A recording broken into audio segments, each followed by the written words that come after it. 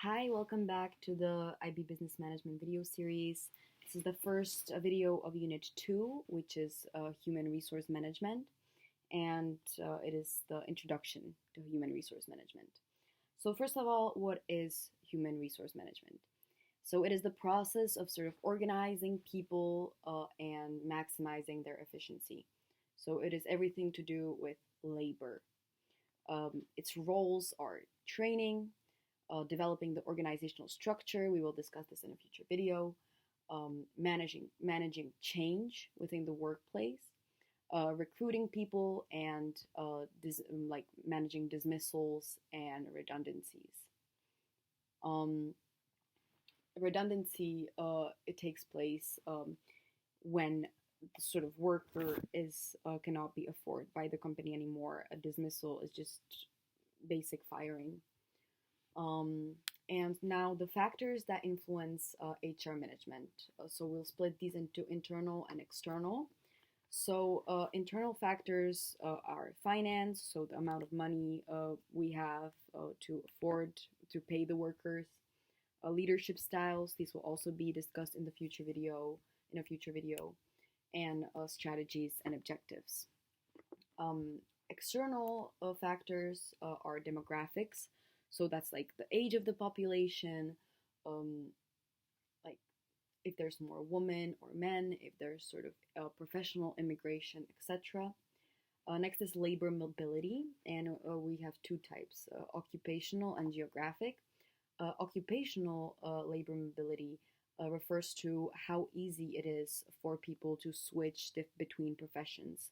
So if we have a high labor mobility, uh, that means it will be easier for us to recruit workers because people are sort of educated enough to fulfill the needs of our company, and they don't need to sort of do the one profession that they are doing in the first place.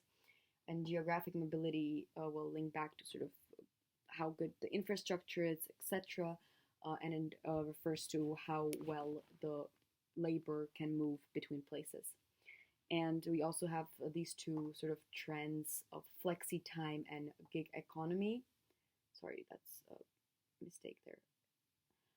Flexi time sort of refers to when workers are working flexible times.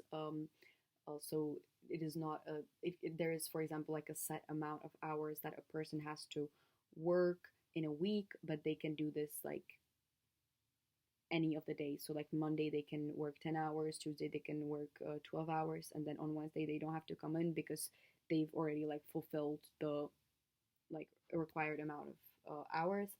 Gig economy is an economy within which there is a trend to sort of do these like freelance activities without like being an employee.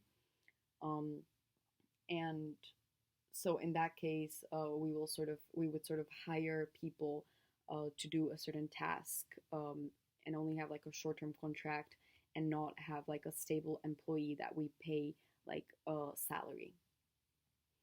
And next we have to look at change. So as I said, change management is a part of HR management. And the reason for this is that all businesses have to change because demands of customers change. Just everything in the world constantly changes. So in the case that a business doesn't change with it, it will fail. And also, um, people naturally sort of resist change, especially employees. When you sort of have like a way that things work and you're comfortable within that, when change is introduced, you have a natural tendency to resist it because of self interest, sort of misinformation, etc. And there are strategies to deal with change, so we'll discuss those now. So, firstly, we have communication and sort of education. So, telling people why the change is taking place and why it is important, and educating them on how they won't be negatively affected by the change is important. Participation and involvement sort of includes having the people sort of be a part of the change and helping the change take place.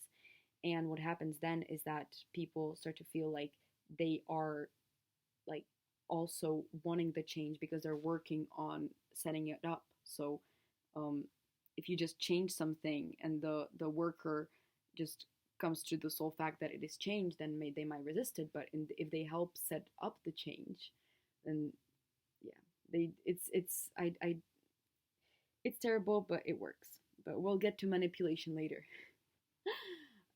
Also support, so sort of bearing in mind that change is hard for people and not sort of expecting people to take it easily, and allowing some sort of like conversations, etc., of like why it's going to be okay.